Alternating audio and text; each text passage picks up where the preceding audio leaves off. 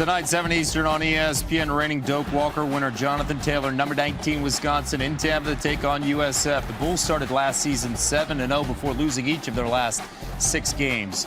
Even with mounting injuries, number 2 Alabama, a 33.5-point favorite over Duke tomorrow in Atlanta. Remember, Duke doesn't have Daniel Jones. The Tide are 12-0 in season openers under Nick Saban, outscoring their opponents by nearly 29 points per game. In a game moved to noon Eastern tomorrow in Tallahassee due to Hurricane Dorian, Boise State taking on Florida State. This will be the first meeting between these programs. The Noles are looking to bounce back from a 5-7 mark last season. Best matchup, prime time on ABC. Oregon, Auburn in Arlington. Top 10 draft prospect Justin Herbert leading the Ducks against the freshman quarterback Bo Nix. It'll be the second time these teams meet. The first one, how about the BCS National Title Game 2011 won by Cam Newton and Auburn? Great to have Joey Galloway here with us on SportsCenter. Herbert could have been a first-round pick if he decided to enter the draft this past spring. Instead, he comes back for his senior year. What's going to be his biggest challenge tomorrow night when he faces that Auburn defense, especially that front line? He may have to move around a little bit. This D-line is pretty good. Derek Brown, one of the best defensive linemen in the country. But for Herbert, his entire offensive line is back this season, so hopefully they can give him some time.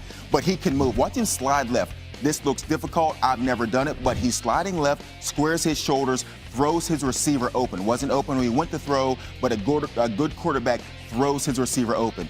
Moving the pocket. This will be key in this game when Auburn is bringing the pressure. Get outside. Herbert is 6'6", so he can see over defenders. He threads the needle, and then we know about the arm strength. Easily, again, sliding left, have to move around, avoid the pressure, cuts this ball loose, puts it on the money in the end zone. This will be a fun matchup, and Oregon needs to win this game. Okay, it's week 1, and they need to win this game, considering the Pac-12's past history, right? Yeah. And their struggles, and the pressure on Gus Malzahn, because that's just how it is at Auburn. Who must win tomorrow night?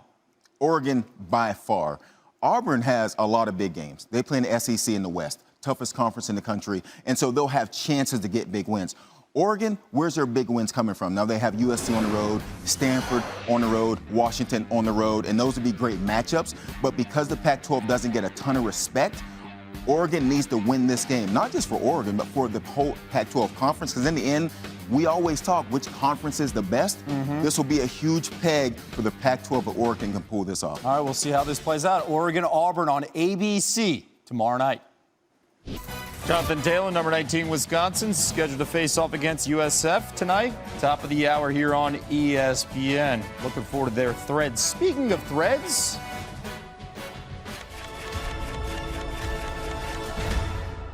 Week 1 of the 150th college football season is here, and these schools are combining some old school tradition with some new school drip. Wyoming's motto this season, Ride for the Brand, is embroidered inside each jersey collar. The phrase, taken from the cowboy code of the West, asks for commitment to your fellow cowboy, not just yourself. So no name stitched on the back of the jersey, as the team will be playing for the name on the front. Vanderbilt still on that anchor down life. The Commodore's symbol of strength and unity is influential throughout the uniform, as seen on their jersey and helmet. The chain links throughout are meant to connect the Commodore community. Washington bringing the Purple Rain this season, paying homage to the Huskies' undefeated 1991 Rose Bowl season. The deep shade of purple, meant to signify football royalty, is accented by stripes on the jersey, meant to look and feel like a king's velvet robe. And what's a king without a crown? So, of course, the Huskies will rock their traditional gold helmets in 2019. Pitt is bringing back the old school blue and yellow as a hail to Pitt.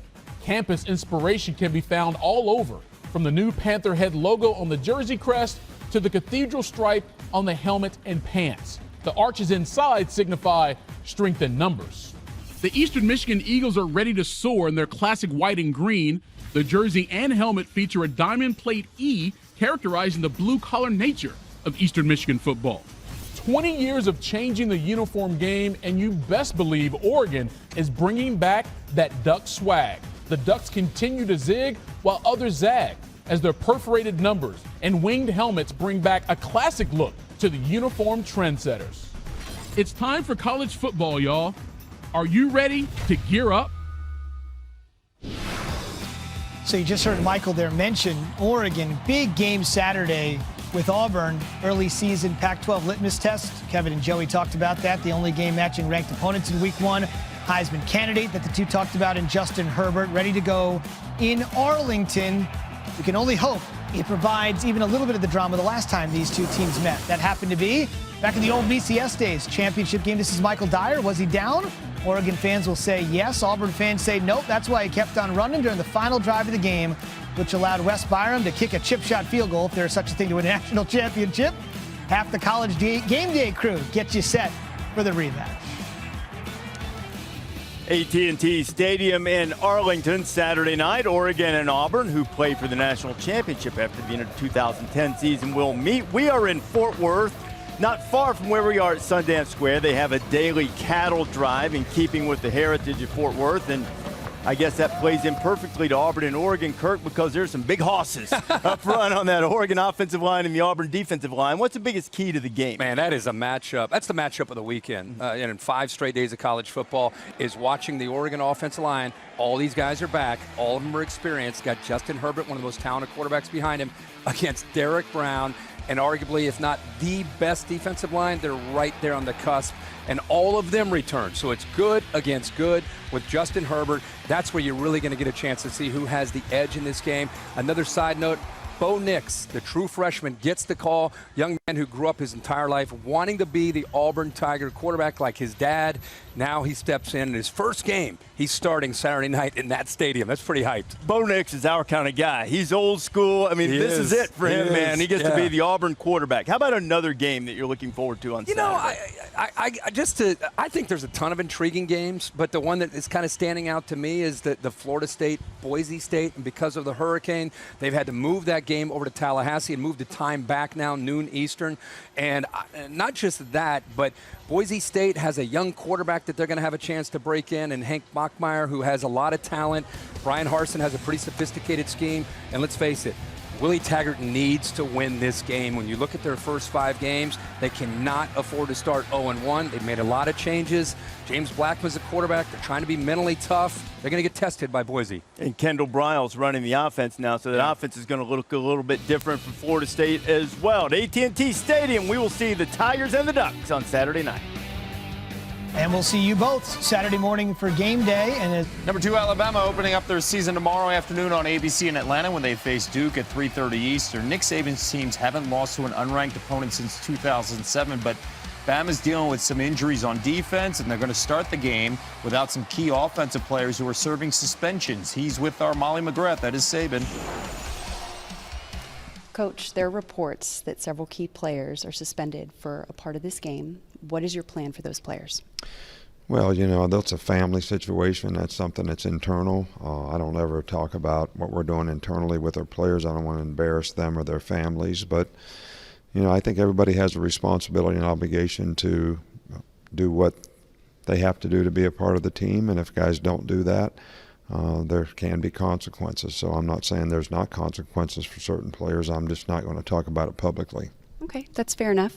Your linebacker, Dylan Moses, out indefinitely. How does that affect what you're going to do defensively, not just in this game, but for the rest of the season? Well, we have young players playing at that position now, so therefore I think we have to be smart about how much we put on their plate, try to keep it simple so that we can play fast. And I think when you lose somebody like Dylan Moses, it's like the quarterback on defense. He kind of makes everybody else play better because he's a signal caller and they have a lot of confidence in how he calls things and what he does. So that's going to be as much of a challenge for the young players as anything, and especially, playing a team that goes no huddle, which is pretty typical for this day and age in football. So we'll try to keep it simple. But, hey, we have a lot of good players. They're surrounded by a lot of good players, so we still have high expectations for how we should play. All right, thank you, Coach. All right, thank you. Saban alluding to that depth chart. According to Caesars, Alabama and Clemson are co-favorites to win the national championship. The two schools are each listed at plus 240 odds, and the other 128 FBS teams combined are a plus 115. So Bama, Clemson, or the field? It's like the Tiger Woods question, right? Kirk Herbstreit recently sitting down with the quarterback of the tie, that is Tua Tagovailoa. I just can't forget. It's intercepted, and the Tigers are going the other way. Late pressure, and Tagovailoa is hammered. The Tigers reclaim their crown by crushing Alabama. People haven't heard from you a lot since the night of the championship. Mm-hmm. When you think back to that game, what do you think about? After watching the national championship, I think that is the hardest thing though to do, is go back and watching, your mistakes, things you've made. No, I'd say for me, just reflecting back, I just didn't play, the way that I am capable of playing. And I mean, we had the opportunity placed right in front of us, and we just didn't take advantage of it. And, I feel like for me, I felt like I let my team down. Should have took what the defense had, given me, and we were just big play oriented. We just wanted the big plays right away because that's what we were so used to. You can learn a lot from the bad. What did you learn in that game where you want to try to improve and kind of take that next step? Well, first, I think we got to prevent turning the ball over. And aside from that, any external factor where, the scoreboard plays a role. Would coach think if I did this? Coaches always say this, you never go broke taking a profit. And that's so true still. Right. And I think the first thing I got to do is I got to take care of my body, first. I got to stay healthy throughout the season. Watch out for me. Throws long. Thank you very much. Touchdown. That is just too easy. He's going in. Touchdown. You're now second year of kind of being the man. You're now on the leadership council. Do you feel any different at all this August from where you were last August? In the quarterback room last year, I didn't want to say too much, to a lot of the younger guys because the amount of respect that I have for Jalen, he's been here for so long and, he's well respected by everyone. And so it definitely is different. Even in the lunchroom, when we're eating, sitting down with linemen, D-line, helping out some of our DBs, with ways I feel they could disguise their coverages or their blitzes. So just building relationships with those kind of guys and just growing from there. Close, but no cigar. That'd be the one way to sum up Tua's 2018 season after he finished second in the Heisman vote, and Alabama finished second in the AP poll after losing in the national title game. He's the first quarterback to finish second in both since Joe Theismann, back when he was with Notre Dame in 1970.